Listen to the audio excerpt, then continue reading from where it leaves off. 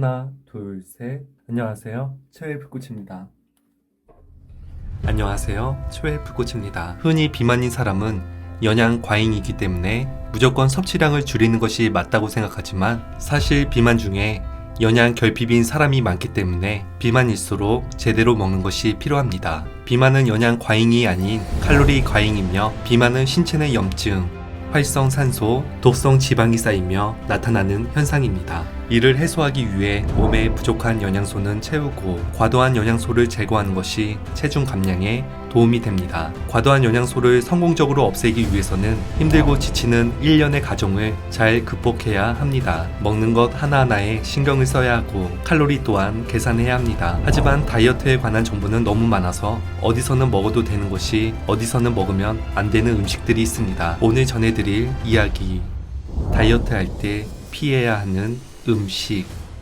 첫 번째는 탄수화물 위주의 식사와 간식입니다. 탄수화물만으로 구성된 식사나 간식을 먹으면 몸은 탄수화물을 빠르게 단당류로 전환하고 당을 혈류로 보냅니다. 이렇게 혈당이 급격히 올라가면 인슐린이 분비되고 다시 혈당이 낮아져 배가 고파지게 됩니다. 따라서 탄수화물 위주로 식사를 하면 금방 허기지고 간식을 끊을 수 없게 될 수 있습니다. 한국인 식습관에서 탄수화물을 멀리하기란 쉽지 않으므로 탄수화물을 먹기 전에 단백질 식품을 먹으면 탄수화물이 몸속에 들어와 당으로 변했을 때 지방으로 쌓이는 대신 에너지로 소비할 수 있게 돕습니다. 특히 식물성 단백질이 동물성 단백질보다 혈당을 천천히 오르게 하므로 식물성 단백질을 먼저 먹으면 더 좋습니다.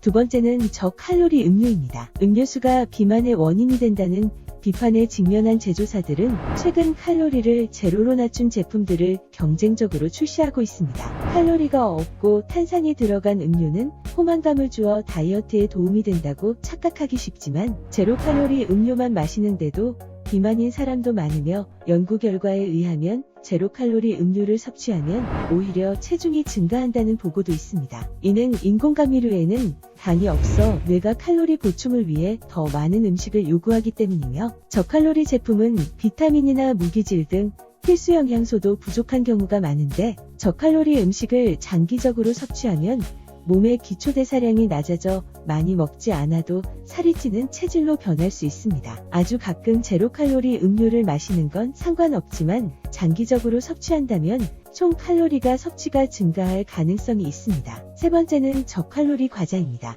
저칼로리 음료와 마찬가지로 요즘은 과자를 끊기 어려운 사람들을 위해 100칼로리를 넘지 않는 과자도 나오고 있습니다. 하지만 저칼로리 과자 역시 인공감미료를 씁니다. 따라서 제로 칼로리 음료와 똑같은 이유로 혈당 상승과 인슐린 저항으로 더 배가 고파지고 더 많은 음식을 먹게 될 수 있습니다. 네 번째는 냉동식품입니다. 채소, 고기, 단백질로 구성된 냉동식품은 언뜻 다이어트에 도움이 될 것처럼 보이지만 냉동식품에는 맛과 품질 보존을 위해 나트륨이 많이 들어있는 경우가 많습니다.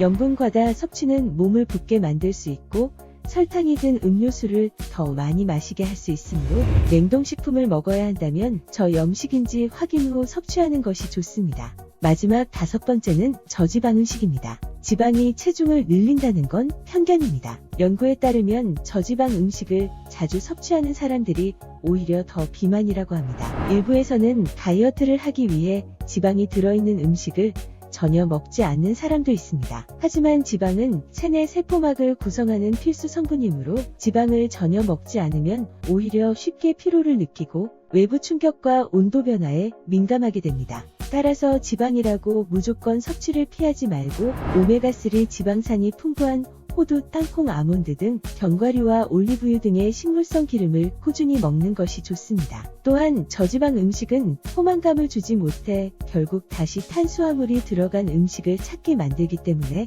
일부러 지방을 뺀 음식은 피하는 게 좋습니다. 살을 빼기 위해서는 식전에 식이섬유와 수분이 풍부한 과채류를 먹으면 포만감이 오래 유지돼 식사량을 조절하는 데 도움이 되며 단맛이 강한 과일을 많이 섭취하면 과당과 포도당 섭취량이 늘어 중성지방을 높이고 체중 감량을 방해하므로 사과나 바나나 같은 과일은 반 개 정도만 섭취하는 것이 좋습니다. 또한 밥을 먹었는데도 간식이 당긴다면 진짜 배고픈 것이 아닌 심리적, 환경적 요인에 의해 배고픔을 느끼는 가짜 배고픔일 수도 있습니다. 이럴 때마다 고칼로리 간식을 먹는 것은 체중 증가의 원인이 되므로 물을 마시거나 5에서 10분 정도 가볍게 운동하면서 식욕을 조절하는 것이 좋습니다.